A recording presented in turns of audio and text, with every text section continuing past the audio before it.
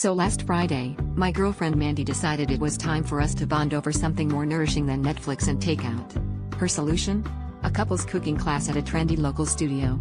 I was skeptical. My culinary skills begin and end with microwaving pizza rolls, but Mandy had stars in her eyes and a brand new apron, so off we went. The class was already bustling when we walked in, filled with couples who looked suspiciously like they actually knew how to cook.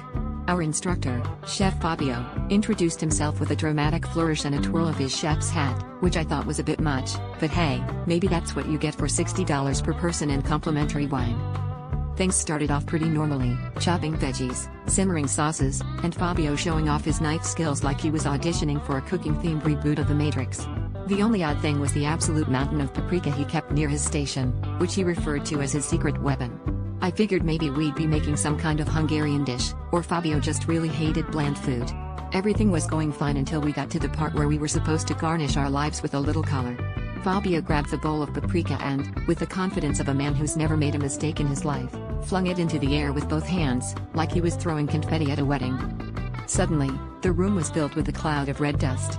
People were coughing, eyes watering, and a few folks in the back started chanting paprika. Paprika. Either in protest or delirium, I couldn't tell. By the time the paprika settled, everyone's hair had taken on a vibrant, rusty hue. I looked over at Mandy, who now resembled a particularly spicy version of Annie, and she just stared at me through paprika-stained lashes. Fabio, unfazed, announced, we are all seasoned now. And tried to segue into a group selfie, which was met with a collective groan and the desperate search for a faucet. We all stumbled out of there looking like we'd survived the world's first paprika powder cake.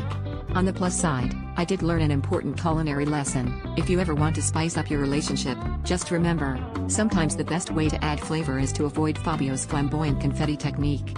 Because let me tell you, nothing says romance like going home together, scrubbing your scalp for an hour, and realizing you finally understand why some people prefer their food, and their hair, bland.